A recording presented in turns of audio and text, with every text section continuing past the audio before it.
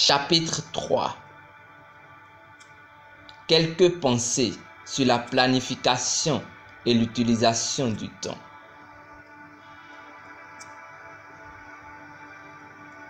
Dieu est le maître planificateur.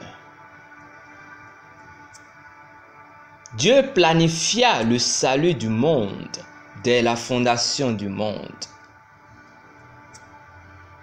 Dieu a un temps fixe pour toutes choses. La Bible dit, il y a un temps pour tout, un temps pour toutes choses sous les cieux. Ecclésiaste chapitre 3, verset 1. 4. Le Seigneur Jésus suivit un plan d'horaire prédéterminé. Il dit, mon temps n'est pas encore venu, mais votre temps à vous est toujours là.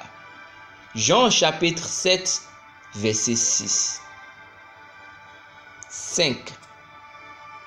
Tous ceux qui veulent être comme Dieu planifient leur temps, tout comme il planifia le sien.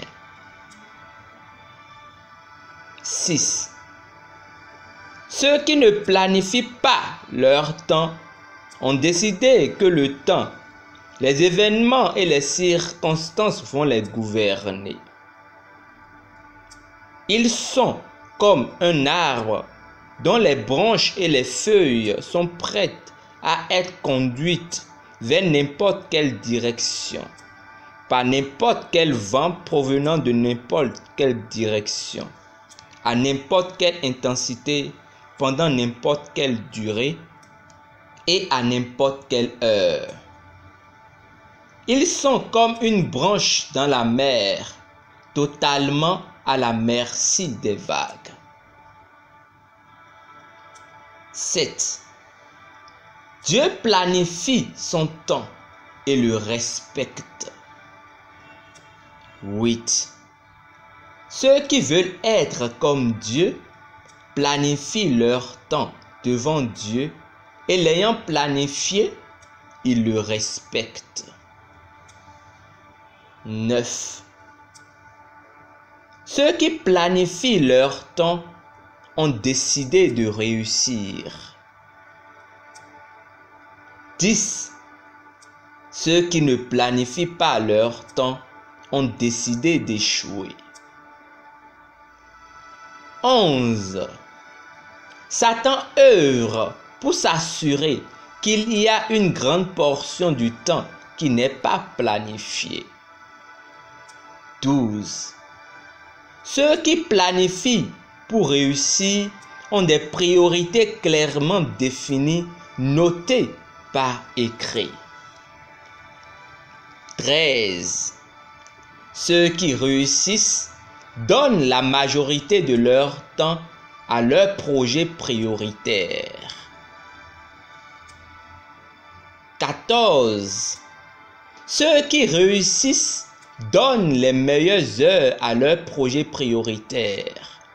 Ils donnent donc la meilleure et la plus large portion de leur temps à leurs projets prioritaires. 15. Le projet prioritaire de Jésus était la prière. 16. Jésus donna ses meilleures heures à son projet prioritaire. La Bible dit, vers le matin, pendant qu'il faisait encore très sombre, il se leva et sortit pour aller dans un lieu désert où il pria. Marc chapitre 1, verset 35. 17. Pour dire ce qu'un homme adore, examine la répartition de son temps. Son Dieu en a la plus grande part. 18. Le sommeil est le Dieu de la plupart des gens. Et ils se sont organisés pour qu'il en soit ainsi. Ils protègent leurs heures de sommeil avec une pleine force.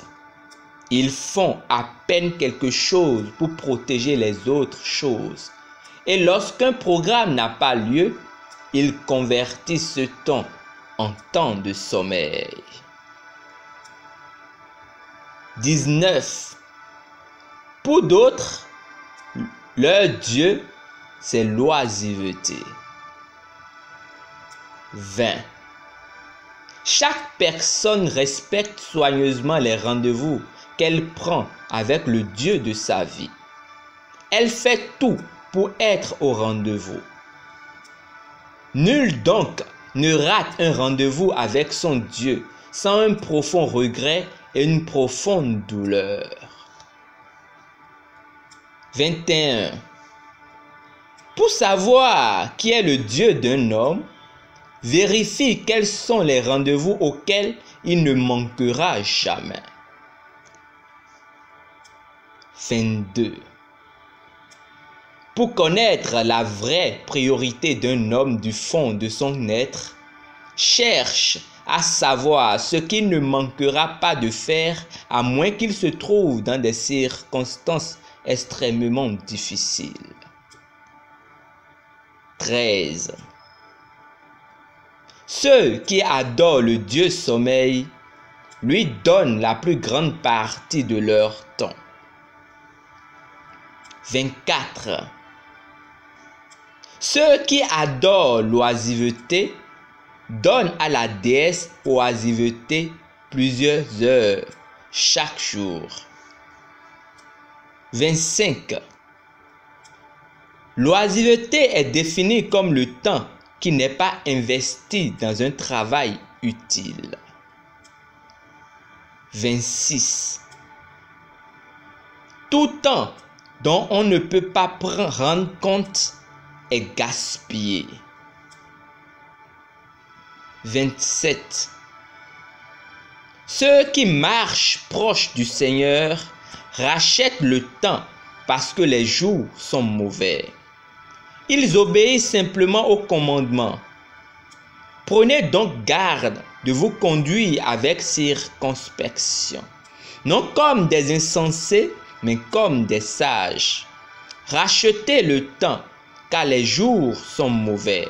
C'est pourquoi ne soyez pas inconsidérés, mais comprenez quelle est la volonté du Seigneur. Éphésiens chapitre 5, versets 15 à 17.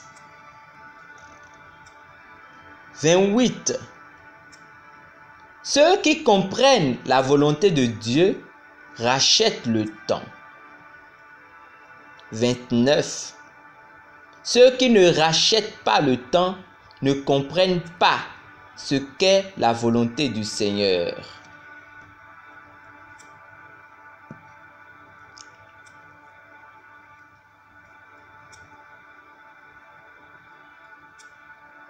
30. La sagesse se mesure en partie par le fait qu'un homme rachète le temps ou non. 31. Une plus grande sagesse se manifeste en partie par une plus grande quantité de temps racheté. 32.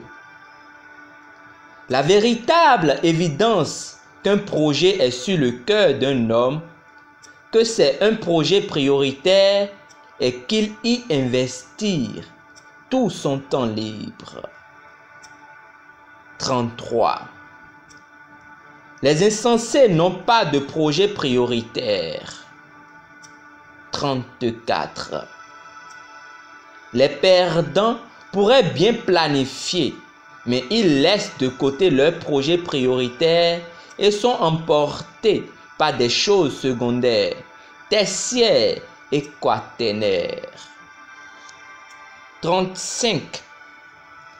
Les perdants laissent les choses qui sont dans leur programme et se laissent emporter par de nouvelles choses qui semblent plus excitantes.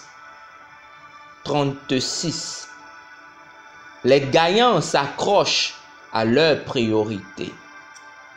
37. Les gagnants établissent des emplois du temps. 38. Les gagnants portent la chose prioritaire sur l'emploi du temps. 39. Les gagnants regardent ensuite à l'emploi de temps et demandent: y a-t-il quelque chose que je puisse faire pour donner plus de temps à ma priorité? 40. Les gagnants demandent: quel aspect secondaire ou tertiaire puis-je éliminer de mon emploi de temps afin que le temps alloué à cela soit ajouté à celui qui est déjà consacré à ma priorité? Ils se demandent, regardent l'emploi de temps, soupèsent les choses, en éliminent certaines et donnent le temps initialement programmé pour elles au projet prioritaire. 41. Les gagnants demandent: comment puis-je diminuer mon temps de sommeil afin d'augmenter le temps disponible à mon projet prioritaire? Ils pourraient alors dire: je dors 6 heures.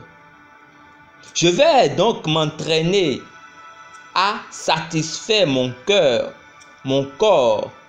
Je vais entraîner mon corps à être satisfait par 5 heures de sommeil. Et ensuite, j'augmenterai la quantité de temps disponible pour mon projet prioritaire d'1 heure. Si quelqu'un est en train d'investir 8 heures par jour dans un projet qui doit prendre 10 ans et décide d'abandonner 1 heure de sommeil en faveur du projet et investir 9 heures par jour dans le projet, il achèvera le projet en 8,9 années. Il a épargné 1,1 année qui lui permettra de planifier et d'entamer un autre projet. C'est réellement grand.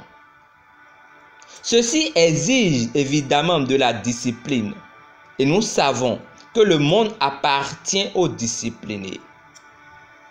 L'apôtre Paul, croyant en la discipline, il confessa: je traite durement mon corps et je l'assujettis.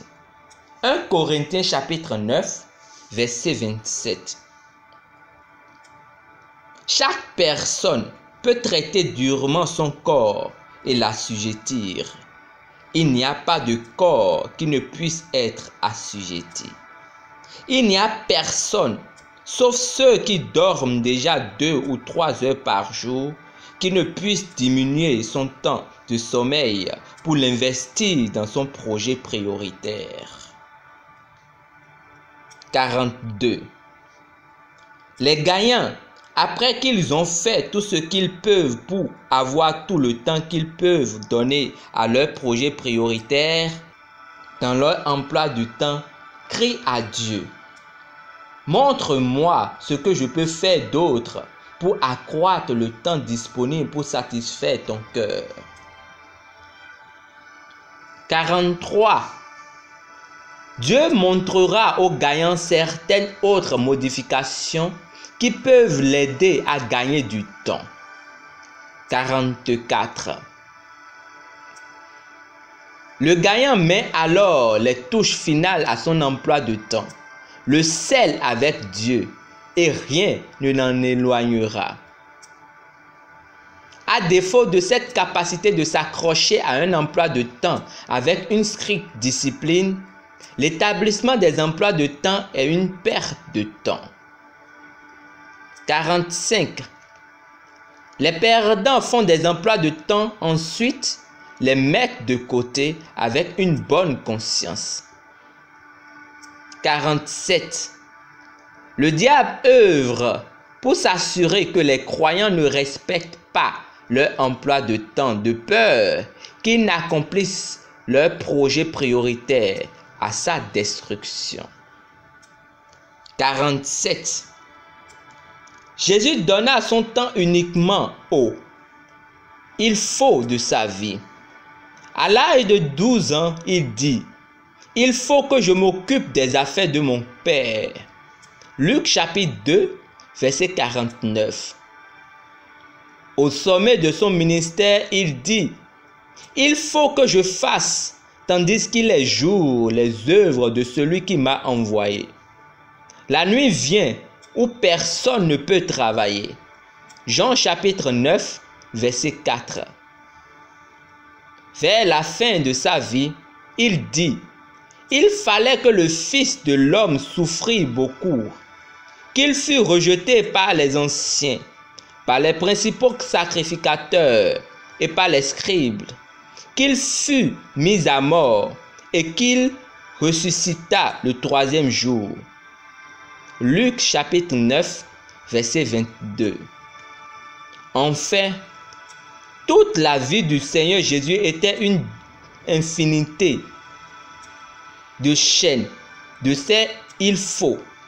La Bible dit: dès lors, Jésus commença à faire savoir à ses disciples qu'il fallait qu'il allât à Jérusalem, qu'il souffrit beaucoup de la part des anciens, des principaux sacrificateurs et des scribes, qu'il fut mis à mort et qu'il ressuscita le troisième jour.